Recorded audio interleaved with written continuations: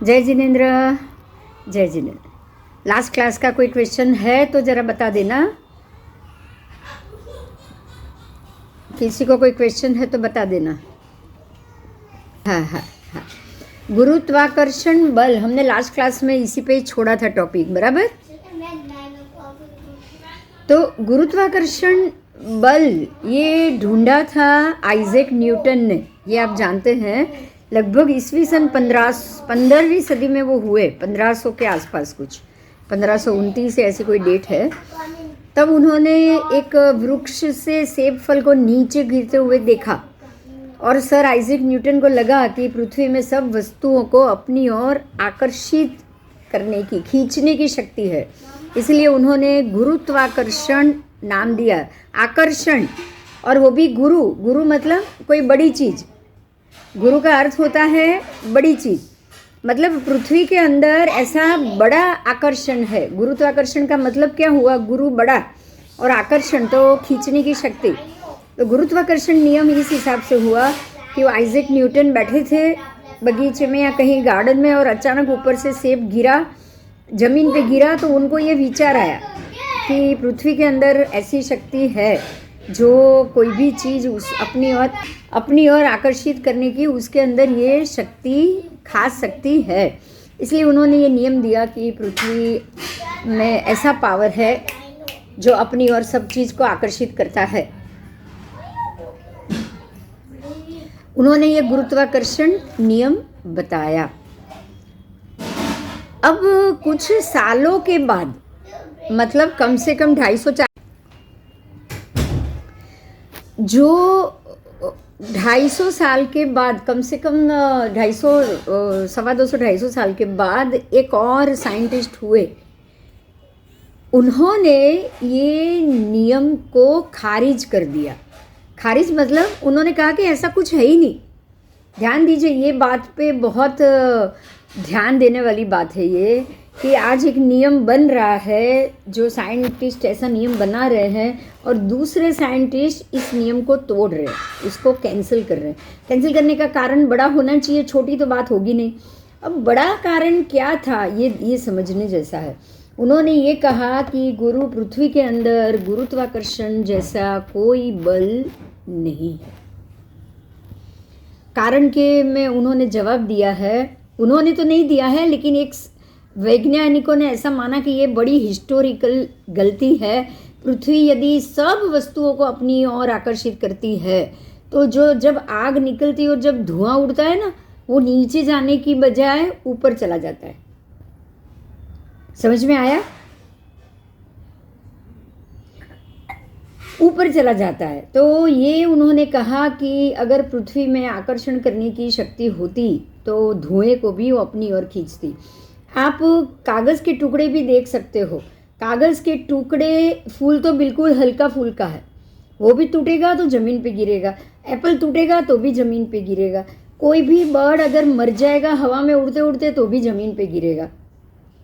कोई गुरुत्वाकर्षण बल के कारण नहीं, लेकिन जो वस्तु अपने मूल कनेक्शन से टूट गया वो ज़मीन पर ही आना, उसको और कहीं नहीं जाना। हवा में आप पतंग उड़ा रहे हो, डोरी से बंधा हुआ है और हवा चल रही है तो पतंग ऊपर ही उड़ता है ना। अगर हवा बंद हो जाए तो नीचे आएगा, या डोरी टूट जाए, हवा भी रहने पे डोरी अगर टूट गई, जहाँ से बंधी है वहाँ से टूट गई, तो धीरे धीरे धीरे उड़ पतंग गोथा खाते खाते नीचे ही आती और कहीं नहीं जाती। तो कोई भी चीज़ जब अपने मूल ठिकाने से अलग हो जाए उसको ज़मीन पे ही गिरना है। इसमें कोई गुरुत्वाकर्षण बल काम नहीं कर रहा है उनके कहने के हिसाब से। अगर ये गुरुत्वाकर्षण बल होता ना तो छोटी सी चींटी जो ज़मीन पे चल रही है वो चल ही नहीं पाती। वो चल पाती क्या? वो चल ही नहीं पाती, क्योंकि गुरुत्वाकर्षण उसके पैर को पकड़ के रखता। लोचुंबक की जगह तरह अगर वो खींच रही है पृथ्वी, तो हमारे पैर भी जमीन पे, आप पैर उठा भी नहीं सकते। आप उठा सकते थे? बताओ। नहीं उठा सकते थे। नहीं, मच्छर भी नहीं उड़ता जमीन पे, वो तो बिल्कुल हल्का फुल्का होता है। इतना छोटे से छोटा मच्छर, जमीन उसको अपने साथ ही खींच के रखती। तो ऐसी कुछ चीज़ें हैं जिनके कारण उनको ये लगा कि ऐसा कोई नियम नहीं। दूसरी एक और बात कि जमीन पे रखी हुई लोहे की छोटी सी कील चुंबक के पास खींच के चली आती। अब चुंबक क्या ज़्यादा ग्रेविटेशन वाला हो गया? आप ये सोचो, जमीन में अगर ग्रेविटेशन है तो कील जमीन पे रह रही है। अब कील जमीन को छोड़ के चुंबक के पास चली गई, इतना छोटा सा भी चुंबक रखोगे तो क्या वो छोटा सा चुंबक का गुरुत्वाकर्षण जमीन से ज्यादा हो गया?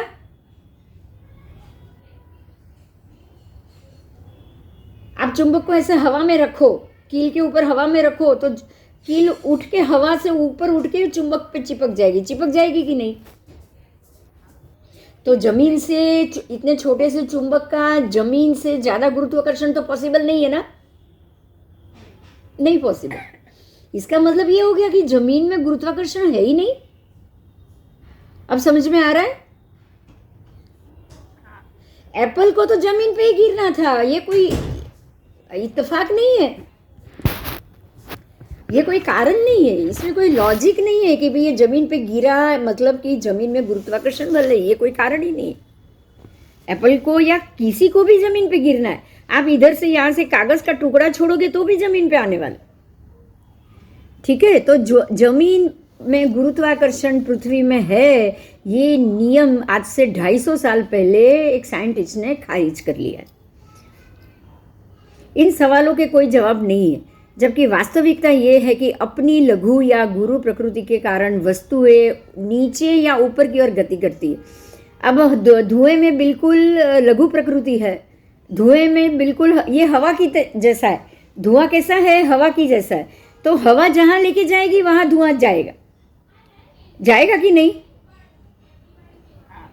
और थोड़ा सा भारी टुकड़ा होगा, कोई चीज होगी तो हवा उसको नहीं खींच पाएगी, इसलिए वो जमीन पे आएगा। जिस चीज को हवा नहीं खींच सकती वो ही जमीन पे आएगी। कागज का एक पत्ता हवा नहीं खींच सकती, इसलिए वो जमीन पे आएगी। लेकिन धुआं का हवा खींच सकती, इसलिए वो ऊपर ही जाएगा, वो कभी नीचे नहीं आएगा।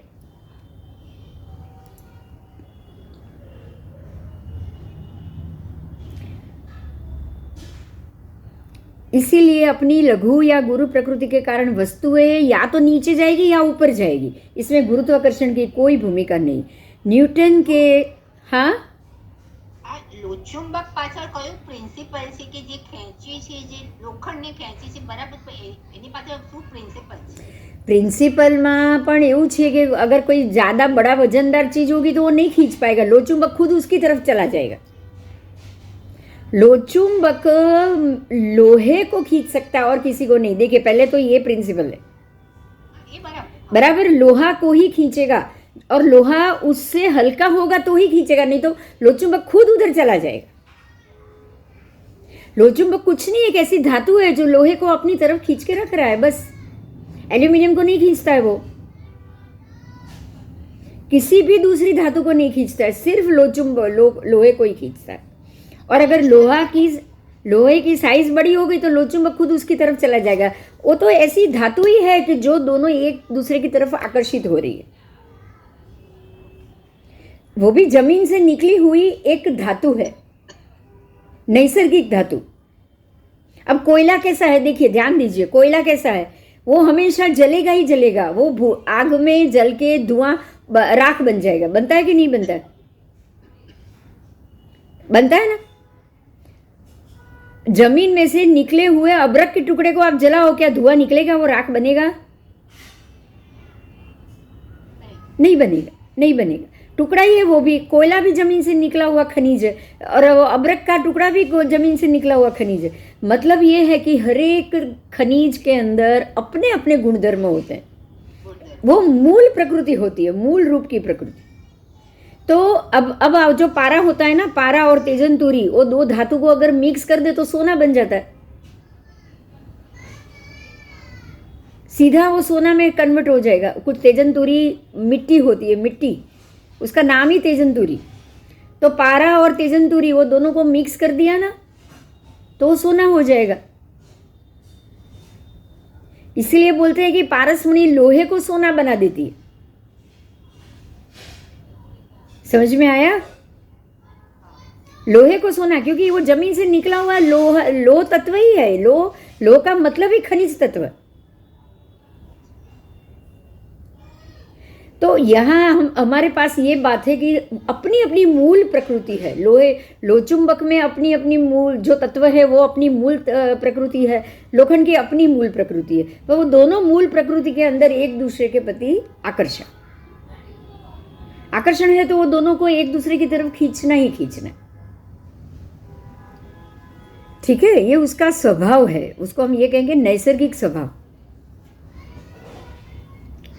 आगे जाएंगे तो अब यहाँ बात क्या हुई है, यहाँ ये ध्यान दो। देखो, जो आइजैक न्यूटन ने ये ढूंढने के बाद, साइंटिस्ट थे, तो उन्होंने पृथ्वी को सूर्य के आसपास गोल गोल क्यों घुमाया है, ये ध्यान दीजिएगा ये बात पे।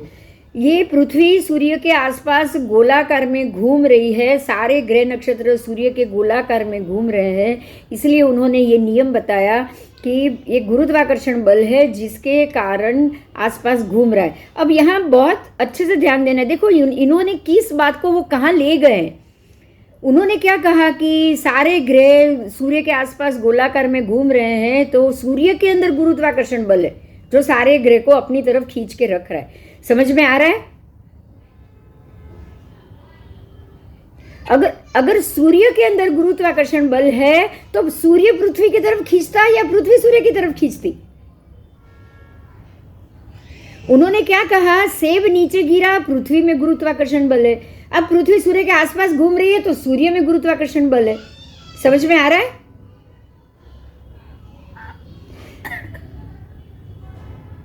ये कहां से संभव है? चलो, पृथ्वी में गुरुत्वाकर्षण बल है, बाकी सब ग्रह भी घूम रहे, तो बाकी सब ग्रह में भी गुरुत्वाकर्षण बल है। मतलब उन्होंने यही कहा कि अगर कोई चीज किसी चीज की तरफ आकर्षित होती है तो गुरुत्वाकर्षण बल है। अब यहाँ हमारे लिए बहुत बड़ा मुद्दा ये है कि पृथ्वी में अगर अपना गुरुत्वाकर्षण खुद अगर बल है तो वो सूर्य को अपनी ओर खींचेगा या खुद सूर्य के पीछे खींच के चली जाएगी? क्या होगा बताओ? खुद सूर्य को अपनी तरफ खींचेगी। खुद खींचेगी तो सूर्य घूमना चाहिए। अच्छा, दूसरी बात, अब यहाँ ये मुद्दा आ रहा है कि दोनों में गुरुत्वाकर्षण बल है।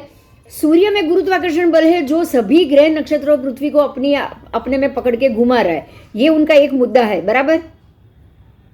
उन्होंने दूसरा मुद्दा दिया कि पृथ्वी में भी गुरुत्वाकर्षण, तो दो गुरुत्वाकर्षण बल अगर व्यक्ति सामने आ गई तो दोनों में खींचातानी ज्यादा होगी या कम होगी? ज्यादा होगी। तो दो लोचुंबक सामने रखोगे, एक लोहा है, दोनों तरफ दो लोचुंबक है, तो लोचुंबक लोहा तीनों चीज चिपकना नहीं चाहिए क्या? चिपक नहीं चाहिए। तो यहां तो यही मुद्दा, ये ही बात खत्म हो जाती है, फिनिश हो जाती है, मतलब कैंसिल हो जाती है कि सूर्य में भी गुरुत्वाकर्षण बल है, सभी तब इसी कारण से वो सभी ग्रह नक्षत्र को अपनी ओर खींच रहा है। पृथ्वी में भी गुरुत्वाकर्षण बल है। अगर दो गुरुत्वाकर्षण बल आमने सामने आ गया ना तो पूरी सृष्टि में खींचातानी हो जाएगी। तो गुरुत्वाकर्षण बल है, ये नियम ही खारिज हो गया। अब यहाँ हमें ये समझना है कि ना सूर्य में गुरुत्वाकर्षण बल है ना पृथ्वी में गुरुत्वाकर्षण बल। क्लियर हुआ? कम से कम 250 साल तक ये मुद्दा चला है, लोगों ने ये पढ़ा, 250 साल तक कि वो एप्पल नीचे इसलिए गिरा कि पृथ्वी में गुरुत्वाकर्षण, सूर्य के आसपास सभी ग्रह इसलिए घूम रहे हैं क्योंकि सूर्य में गुरुत्वाकर्षण बल। बोलो, समझ में आ रहा है? तो साइंटिस्ट की, वैज्ञानिक की कोई भी बात पे आज भरोसा करोगे, हो सकता है 500 साल बाद वो मुद्दा बदल जाए। और तब आइजैक न्यूटन ने गोल बताया था घूमना। कैसा बताया था? गोल। अब जो नया मुद्दा लाए एल्बर्ट आइंस्टाइन, क्या नाम उनका, किसने ये खारिज किया था? याद रहेगा? एल्बर्ट आइंस्टाइन ने ये खत्म कर दिया कि ऐसा कोई नियम नहीं है, और आइंस्टाइन ने नया नियम लाया। वो नियम में उन्होंने क्या कहा पता है कि दोनों जो विषुववृत्त, मतलब जो ग्रह नक्षत्र की घूमने का जो रास्ता है ना, जो पथ है ना, पथ जिसको क्रांति वृत्त कहा जाता है, वो राउंड नहीं है, गोल नहीं है, वो ओवल शेप है, लंब गोल है, लंब गोल। लंबगोल क्यों? क्योंकि जो दो तरफ का जो एरिया है ना, वो दोनों ध्रुव उसको अपनी अपनी ओर खींच रहे। ग्रह को कभी उच्च बिंदु मतलब अंदर के उत्तर ध्रुव उसको खींच रहा है, कभी दक्षिण ध्रुव जो घूमने का जो वृत्त है, विषुव वृत्त है, जहाँ पे ये सारे ग्रह नक्षत्र घूम रहे हैं, वो ओवल शेप है। मतलब ये हुआ कि अब तक 250 साल तक हमने ये पढ़ा कि ये राउंड में घूम रहे हैं, और 250 साल के बाद आइंस्टाइन ने ये बोल दिया कि ये राउंड वाउंड में बिल्कुल नहीं घूम रहे, ये ओवल घूम रहे। आपको कल को ये भी बोल देंगे कि ये ग्रह तो ऊपर है ही नहीं, पृथ्वी ऊपर है ही नहीं, नीचे है। अच्छा, वो भी बोल देंगे त्रिकोण घूम रहे, तो क्या हमको सब चीज मान लेनी चाहिए? अब यहाँ यही हमको समझना है। हमारे लिए ये एक ही मुद्दा है, और ये बहुत बड़ा मुद्दा है कि हमारे आदेश्वर भगवान से लेके 24 तीर्थंकर ने, मतलब ये पूरे उत्सर्पिणी अवसर्पिणी के एक कोड़ा कोड़ी सागरोपम वर्ष से ये बात है कि पृथ्वी जमीन पे है, ग्रह नक्षत्र आकाश में घूम रहे हैं, और सब मेरू पर्वत को मध्य में रख कर घूम रहे हैं। ये हमें आज से एक कोड़ा कोड़ी साल पहले आदेश्वर भगवान ने बताया। और दूसरी महत्व की बात यह है कि अनंत उत्सर्पिणी अवसर्पिणी, पता नहीं करोड़ों करोड़ों अब्बजों कितने वर्ष, अरब खरब मालूम नहीं, उतने वर्षों से ये बात आ रही है कि पृथ्वी जमीन पे है, 2.5 द्वीप है, 2.5 द्वीप मनुष्य है, असंख्य द्वीप समुद्र है, सबके अपने अपने सूर्य चंद्र की कोई हिसाब नहीं। बेहिसाब सूर्य चंद्र आकाश में घूम रहे, बेहिसाब, जितने सूर्य चंद्र उतने नक्षत्र, जितने सूर्य चंद्र उतने मांडले। समझ में आ रहा है? उतना ज्योतिष चक्र। तो ये सारी चीज जो अब्बजों सालों से एक ही रिदम में आ रही है, एक ही बात आ रही है, उसमें कोई फेर नहीं है, बिल्कुल भी चेंज नहीं है। हमें उसको मानना चाहिए, या जो 150 साल एक साइंटिस्ट ने बताया, फिर 250 साल दूसरे साइंटिस्ट ने बताया। हो सकता है आज का साइंस कुछ अलग ही बात बता दे। मैं आपको पता चले ना, इसलिए मैं एक के बाद एक वीडियो रख रही हूँ जैन कॉस्मोलॉजी में, आपको पता चले कि ये साइंटिस्ट आकाश में क्या कर रहे हैं, और हर एक बात उनके हिसाब से। आज ये बात आई है, कल दूसरी बात। अभी एक और वीडियो था आज जो मैंने अभी रखा है, उसको भी आप बाद में देखिएगा। वो वीडियो में तो ऊपर उनको और कोई समंदर मिला है, एक ग्रह है ऐसा जो पूरा पानी समंदर, कुछ भी आता है उनके दिमाग में। ये कोई ग्रह भी नहीं, उन्होंने ऊपर टेलीस्कोप से या उससे देखा होगा लवण समुद्र, और लवण समुद्र का पिक्चर आया होगा, उसमें तो चारों तरफ पानी मिलेगा। 2 लाख योजन का लवण समुद्र है, छोटा तो है नहीं। 2 लाख योजन लवण समुद्र में उनको ऊपर से भेजे हुए जो भी उनका सैटेलाइट है, वहां से अगर वो लोग पिक्चर देख रहे हैं तो दूर दूर दूर तक उनको तो सिर्फ समंदर ही मिलने वाला है, और कुछ नहीं मिलने वाला है, दिखने में तो कुछ नहीं दिखेगा। तो उन्होंने ये कह दिया ये एक अलग ग्रह है, क्योंकि जमीन के बाद है, हमारे यहाँ से थोड़े दूर है, ज़्यादा दूर है। अगर दूर है तो उसको लवण समुद्र को भी उन्होंने गैलेक्सी मान ली, ये और गैलेक्सी ऐसा मान लिया। मतलब ये कुछ भी मानेंगे, ये बात तय, ये कुछ भी माने। अगर सैटेलाइट थोड़ी ऊपर है, बीच में हिमवंत पर्वत है, हिमवंत पर्वत के बाद जो नदियाँ आएगी ना 2, ये तो हमारे गंगा सिंधु से डबल है, 250 योजन की पट वाली नदी। आपको ये मैं बता दूं, आगे हेमवत क्षेत्र की जो 2 नदी है ना, हेमवत क्षेत्र की जो 2 नदी है उसके नाम भी हरी सलीला, हरिवंश क्षेत्र की एक हरी सलीला, और यहाँ इस तरफ की एक नदी। ऐसे जो 2 नदी है ना, वो 250 योजन के पट की है। 250 योजन मतलब आधा वर्ल्ड हो गया, आधी दुनिया हो गई। आज का 6 खंड 500 योजन का है, तो 250 योजन का कितना बड़ा होगा आप समझ सकते हो, आधा वर्ल्ड हो गया। तो अगर वहाँ की सैटेलाइट अगर फोटो ले रही है तो चारों तरफ पानी पानी, उनको तो वो ग्रह ही दिखेगा ना, या कुछ और दिखेगा? तो ऐसी स्थिति को भी वो ग्रह मान लेंगे। लेकिन हमारे दिमाग में ये बात तय है कि जो करोड़ों सालों से जो हमारे केवल ज्ञानी परमात्मा ने अपने केवल चक्षु से देखा और जो बता कर गए हैं, उन्होंने कभी भी कोई भी स्टेटमेंट, एक भगवान का स्टेटमेंट कभी दूसरे भगवान ने बदला नहीं, किसी ने नहीं बदला। तो हम क्या करेंगे? हमें क्या करना चाहिए? हमें उनकी बात पे ही कायम रह के इस दुनिया के जितने नियम, जितने सिद्धांत है, उसको उसी के अंदर ढाल के हमें उसकी ही पढ़ाई करनी चाहिए। समझ में आ रहा है अभी? बात समझ में आ रही? हाँ, बस बस। अगर पृथ्वी में गुरुत्वाकर्षण बल होता ना तो ये ग्रह नक्षत्र भी खींच के नीचे आ जाते, आपको पता है? वो भी नीचे आ जाते। आज इतना समझ लो कि एक ग्रह नक्षत्र अगर आपको 12 घंटा दिखाई देता है, 12 घंटा अदृश्य मतलब पीछे के भाग में रहता है इनके हिसाब से, तो आप ये समझ लो कि पृथ्वी ग्रह नक्षत्र से कितनी बड़ी है। अगर ग्रह नक्षत्र ही बड़े होते तो वो पृथ्वी उनको 12 घंटे के लिए दिखाई देती। उल्टा होता ना? हाँ, उल्टा होता। वो लोग पृथ्वी को सिर्फ 12 घंटे के लिए देख सकते थे। अगर ग्रह नक्षत्र बड़े होते तो पृथ्वी छोटी होती। ठीक है, समझ में आया? ये नियम खारिज क्यों हो गया वो? अब यहाँ पे ये मुद्दा है हमारे लिए कि न्यूटन ने ये बताया कि गुरुत्वाकर्षण बल के नियम के कारण पृथ्वी गोल घूम रही है और आकाश में घूम रही है। सूर्य के गुरुत्वाकर्षण बल में रह के सभी पृथ्वी और ग्रह नक्षत्र घूम रहे। अब आपको हमारे दिमाग में सीधी ये बात आ गई कि दोनों में गुरुत्वाकर्षण बल है तो सूर्य पृथ्वी दोनों एक दूसरे की तरफ आकर्षित होंगे। और अगर मान लो कि सूर्य में गुरुत्वाकर्षण बल है, पृथ्वी में अपना अलग गुरुत्वाकर्षण बल है, तो भी आपको सभी ग्रह नक्षत्र में भी दूसरे ग्रह नक्षत्र में भी गुरुत्वाकर्षण मानना पड़ेगा, मानना पड़ेगा, सब में मानना पड़ेगा। तो अगर मान लो कि ये गुरुत्वाकर्षण नियम ही ऐसे बेकार दिख ही रहा है, आपको तो दिख रहा है ना, मुझे तो दिख रहा है, नियम ही बेकार है, नियम ही नहीं है, तो फिर अभी हमको पृथ्वी को हवा में मानने की जरूरत क्या पड़ेगी? बताओ। चलो,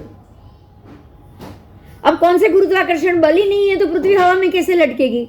सूर्य के गुरुत्वाकर्षण बल हो तो पृथ्वी उसके आसपास गोल गोल घूमे। गुरुत्वाकर्षण बल ही नहीं हो तो पृथ्वी क्यों उसके आसपास घूमेगी? बताओ। नहीं घूमेगी, हवा में रहेगी भी नहीं। पृथ्वी को गुरुत्वाकर्षण बल के बगैर हवा में रहने का कोई कारण भी नहीं है। ठीक है, तो गुरुत्वाकर्षण बल को खारिज होने के कारण ये नियम ही जब गलत सिद्ध हो जाए तो पृथ्वी जमीन पे है, स्थिर है, वो अपने आप सिद्ध हो जाता है। क्लियर हुआ ना? बड़ी बात है ये, समझने जैसी। आओ, स्पेस वॉक क्या है? अब दूसरा मुद्दा था स्पेस वॉक। स्पेस वॉक क्या है? आज के वैज्ञानिकों का ये कहना है कि बाह्य अंतरिक्ष में पृथ्वी के गुरुत्वाकर्षण का बिल्कुल असर नहीं हो रहा है। देखो अभी ये लोग क्या कह रहे हैं पता है? बाह्य अंतरिक्ष में पृथ्वी के गुरुत्वाकर्षण का जो भी कारण है वो खाली पृथ्वी के अंदरूनी भाग में है, उसके बाहर के भाग में नहीं। इसलिए अंतरिक्ष में आराम से चला जा सकता है, ये उनका कहना है। अब अंतरिक्ष में आराम से चला जा सकता है, हवा में, ये कथन भूलों से युक्त है। जैन शास्त्र बताता है कि आकाश में पहले तनवायु, फिर घनवायु, फिर घनोदधि और एक प्रकार का ऐसा बर्फ है उस पर बगैर किसी आधार के खड़ा रहा जा सकता है। इस घनोदधि पर ही अंतरिक्ष यात्री स्पेस वॉक करते हैं। इसके लिए गुरुत्वाकर्षण की उपस्थिति अनुपस्थिति की कल्पना करने की आवश्यकता नहीं है। अब देखो, घनोदधि घनवात तनवात है, वो परमात्मा ने कह दिया, उसको हमने मान लिया। लेकिन एक और बड़ी बात है, यहाँ उस पर ध्यान दीजिएगा। जहाँ पे हवा ही नहीं है वहाँ आप आराम से चल सकते हो कि नहीं? आप पानी में चल सकते हो कि नहीं? पानी में आप चल सकते हो। आप पानी में स्विमिंग करते करते आदमी चल सकता है ना? फ्लोट क्या है? चलना ही है, तैरना ही है, चलना ही है। आप हाथ पैर नहीं हिलाओगे, ऐसे ही पड़े रहोगे तो भी आप चल रहे हो ना पानी में। आपको पैर चलाने की जरूरत नहीं है। तो जैसे पानी का H2O, हाइड्रोजन और ऑक्सीजन, उसमें भी ऑक्सीजन तो है ही, लेकिन ओ का कोई नंबर नहीं है वहां पे। और वो ऑक्सीजन में आप सांस ले सकते हो, ये मैंने पहले भी बताया था। ये हमारा ऑक्सीजन वाला ऑक्सीजन नहीं है। हमारा ऑक्सीजन हमें जिंदा रखेगा, लेकिन आप पानी में अंदर चले गए, माथा डाल दिया तो आपको हवा मिलेगी? वहां पे ऑक्सीजन मिलेगा? नहीं मिलेगा। ये हमने पहले डिस्कस किया था, याद है? मछली का ऑक्सीजन अलग है और हमारे यहाँ ऑक्सीजन अलग है। पानी में ऑक्सीजन है लेकिन मनुष्य के लायक नहीं। समझ में आ रहा है ना ये? बिल्कुल ऐसे ही हवा में जो ऑक्सीजन है, हवा में जो ऑक्सीजन है, वहां पे कोई भी भारी, जैसे यहाँ पे भारी चीज होगी तो हम जमीन पर हमारे पैर आ जाएंगे। पानी में आप रहोगे तो आपका पैर जमीन में नहीं जाएगा। लेकिन वहां का ऑक्सीजन मछली के लिए, वो भी क्या नीचे जमीन पे चली जाती है। बड़ी सी बड़ी मछली भी पानी में तैर सकती है। तैर सकती है कि नहीं तैर सकती है? तैर सकती।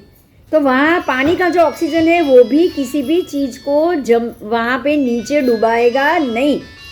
बराबर? मछली को भी पानी में डुबाएगा नहीं। अगर कोई डेड बॉडी हो तो ऊपर आ जाती है ना पानी में।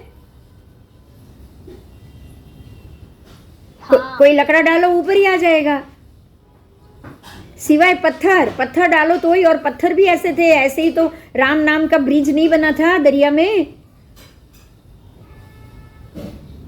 वो पत्थर ऊपर ही तैर रहे थे ना। हाँ, तो यहाँ पे ये बात को समझना है कि जैसे पानी का ऑक्सीजन सबको ऊपर लाता है, ऐसे हवा का ऑक्सीजन भी आपको ऊपर ऐसे वॉक कराएगा, चलाएगा। आप आकाश में ऐसे ही चलोगे हवा में, आपको मालूम भी नहीं पड़ेगा।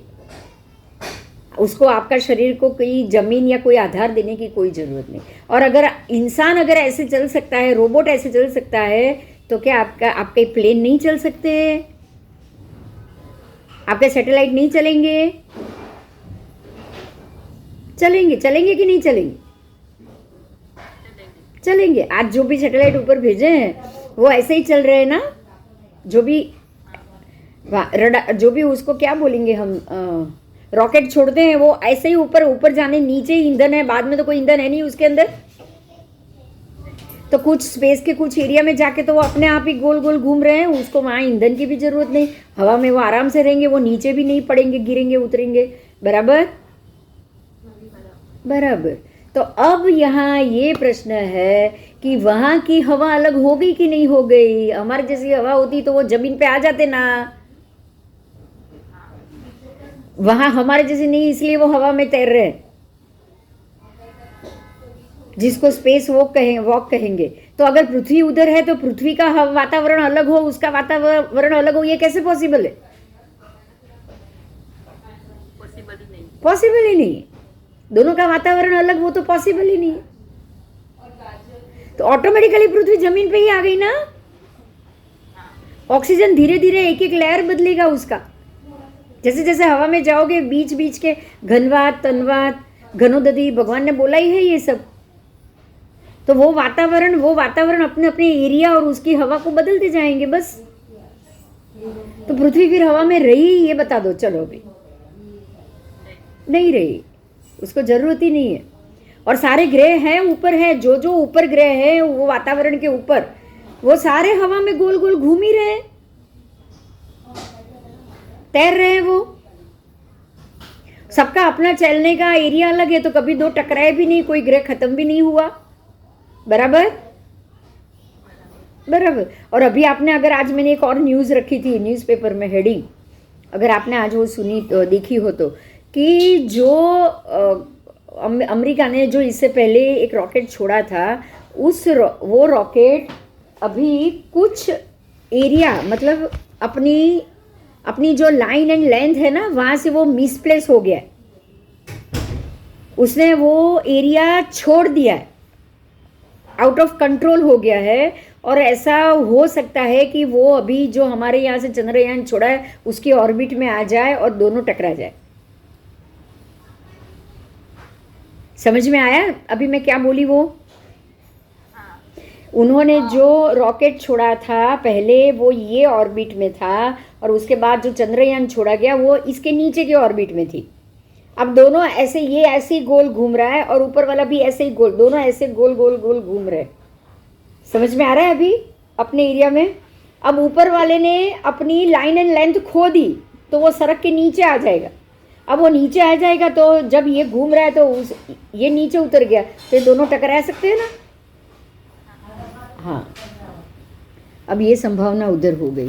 तो इसका अर्थ ये हो गया कि ग्रह भी अपने, जो परमात्मा ने कहा कि ये मंडल पे इतना योजन छोड़ के बुध घूम रहा है, इतना योजन छोड़ के चंद्र घूम रहा है, उसके ऊपर 4 योजन छोड़ के राहु है, तो ये सारे जो घूम रहे हैं ना करोड़ों करोड़ों सालों से, ये ग्रह अपनी नैसर्गिक गति से घूमेंगे तो वो कभी भी अपनी ऑर्बिट को छोड़ेंगे नहीं। बराबर।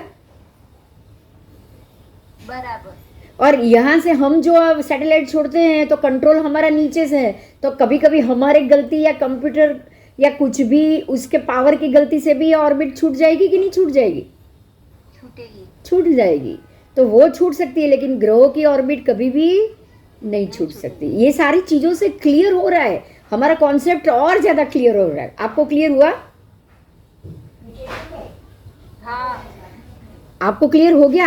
आज वो न्यूज़पेपर ने एक ही बात बताई कि वो ग्रह यहाँ से छूट के इनकी ऑर्बिट में आ सकता है और वहाँ टकरा सकता है, लेकिन ये एक मुद्दे से हमारा सबसे बड़ा कॉन्सेप्ट क्लियर हो गया कि जो जो अलग अलग ऑर्बिट आज ये सैटेलाइट ने भेजी है, तो अलग अलग ऑर्बिट हमारे भगवान ने बताई है, तो वो क्यों नहीं हो सकती? समझ में आ रहा है? आज अगर आप एक रॉकेट को छोड़ रहे हो, वो ये ऑर्बिट में छोड़ रहे हो, भारत छोड़ रहा है वो इसके नीचे की ऑर्बिट में छोड़ रहा है, चाइना छोड़ रहा है और उसकी नीचे की ऑर्बिट में छोड़ रहा है, दूसरा छोड़ रहा है और उसकी नीचे की ऑर्बिट में छोड़ रहा है, तो परमात्मा ने यही बोला है कि सबसे पहले चंद्र, उसके बाद 4 योजन छोड़ के सूर्य, उसके ऊपर बुध, उसके ऊपर गुरु, उसके ऊपर शनि, एक के बाद एक ऊपर है पूरे जो भी ग्रह है, ग्रह मंडल है वो। तो ये हमको क्यों नहीं मानना है बताओ? आज का साइंस भेज रहा है सारे सैटेलाइट को, उसको तो हम मान ही रहे हैं, वो आकाश में घूम ही रहे हैं। तो हमने भेजी वो सही, लेकिन जो है उसको गलत, वो हम कैसे बोल सकते? उसको भी हमें सच मानना पड़ेगा कि अगर आज के जो रॉकेट है वो ऐसे एक के बाद एक ऑर्बिट में छूट सकते हैं, तो भगवान ने पहले से बोल दिया कि हमारे तो 88 ग्रह है, 1-2 नहीं 88 ग्रह, तो वो सारे अपनी अपनी ऑर्बिट में घूम रहे हैं, इसमें कोई गलत बात नहीं है ना? तो अब जो जिस प्रकार से ऑर्बिट बताई गई है, परमात्मा ने बताई 4 योजन, कोई 10 योजन छोड़ के, कोई 12 योजन छोड़ के, तो दैट इज 100% राइट। बराबर। सूर्य से चंद्र की ऑर्बिट 88 योजन छोड़ के, तो दैट इज 100% राइट। ओके, आओ, बहुत सारी चीज क्लियर हो रही है। देखो,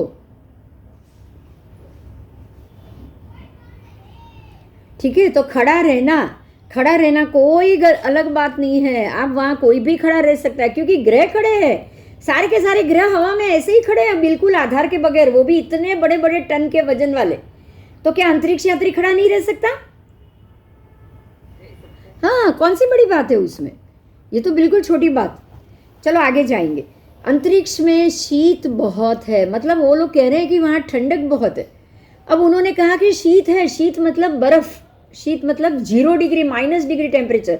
आपको मैं बता दूं, शनि ग्रह जो सबसे ऊंचाई में है हमारे ऑर्बिट में, सबसे ऊपर वाला ग्रह शनि, और आज का साइंस भी उसको ही कह रहा है, वो सबसे ग्रहों में वो सबसे लास्ट है और सबसे ऊंचाई पे है। तो जो 7 ग्रह उसमें से, और हमारे परमात्मा ने भी जो उसकी हाइट बताई है वो सबसे ऊपर बताई है। हमारे परमात्मा ने तो कह ही दिया कि ऊपर घनोदधि घनवात है, तो घनोदधि का मतलब ही गाढ़ा बर्फ। और आप मानोगे नहीं, साइंटिस्ट भी कह रहे हैं कि शनि के ऊपर -250 डिग्री सेल्सियस कितना बर्फ है? अब आपको पता है -0, -15, -22 डिग्री तक तो आपका फ्रीज काम करता है। बर्फ तब बनेगा जब -10 डिग्री होगा, नॉर्मल बर्फ तो 0 डिग्री, 1 डिग्री आ जाएगा तो भी बर्फ आएगा, पानी धीरे धीरे बर्फ होगा। लेकिन घनोदधि, घनों का मतलब जाम बर्फ, घनोदधि का मतलब घन उदधि, पानी बिल्कुल घन स्वरूप में, वो तो 10 डिग्री में तो हो ही जाएगा घन बर्फ। ये जल्दी 10 डिग्री अगर -10 चालू रही तो बर्फ पिघलेगा नहीं। आप ये समझ सकते हो कि -250 में कैसा बर्फ होगा?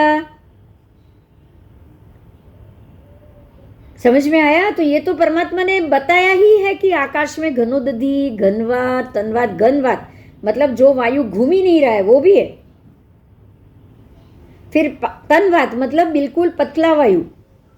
घनोदधि का मतलब बिल्कुल गाढ़ा वायु। ठीक है, तो ये तो कोई सरप्राइज ही नहीं है। कई प्रकार के जैन शास्त्र ने जो कहे हैं बाह्य अंतरिक्ष में घन वायु, घनोदधि, तनवात है, उसके कई प्रकार के प्रमाण आज के वैज्ञानिक ने भी दे दिए। 1804 में गेलू साक और बियोट नाम के फ्रेंच वैज्ञानिक बलून में बैठ के लगभग 4 मील आकाश में ऊंचे गए। उन्होंने ये लिखा कि वहाँ की हवा में इतनी अधिक ठंड थी कि शीशे की स्याही भी, कांच के ऊपर जो स्याही होती है ना, वो भी उसमें सूख गई थी अंदर की। और अपने साथ जो वे पक्षी ले गए थे, उन्होंने उनको वहाँ हवा में उड़ाने की कोशिश की, लेकिन वो उड़ नहीं पाए। कुछ दूरी के पश्चात वह एक पत्थर की तरह नीचे गिर गए और फिर पंख फड़फड़ाने लगे, लेकिन वह उड़ ही नहीं पाए। उन्होंने मतलब वो लोग कुछ पक्षी ले गए थे कि वहाँ वो पक्षी उड़ सकते हैं कि नहीं, क्योंकि तब तो इतना साइंस इतना आगे बढ़ा भी नहीं होगा ना, तब की बात है ये।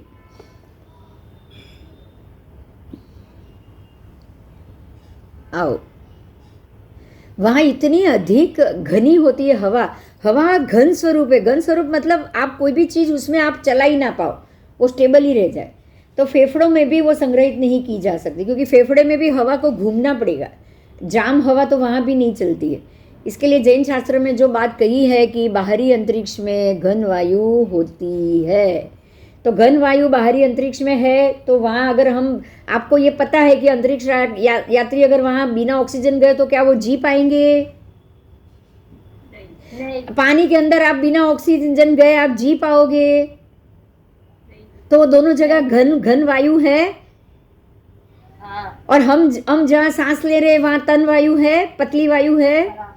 और वो वायु जैसे आप सांस लोगे तो बाहर भी निकलेगी। 1 मिनट में कितनी बार? 90 बार।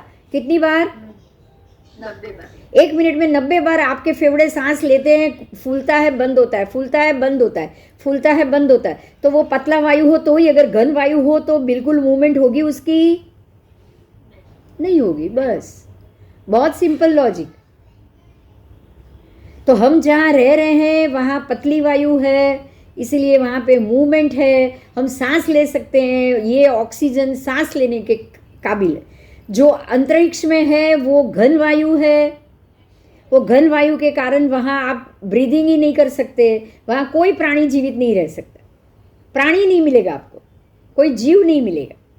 और जैसे ही पानी में जाओगे, पानी का वायु है वो घन वायु, वो भी घन वायु है, लेकिन वहाँ बिल्कुल घन वायु नहीं है। वहाँ कोई जीव, जैसे कोई जीव, पानी के जीव वहाँ जिंदा रह सकते हैं, तो आकाश की घन वायु में भी कोई जीव तो होगा ना कि जो वहाँ जी पाए?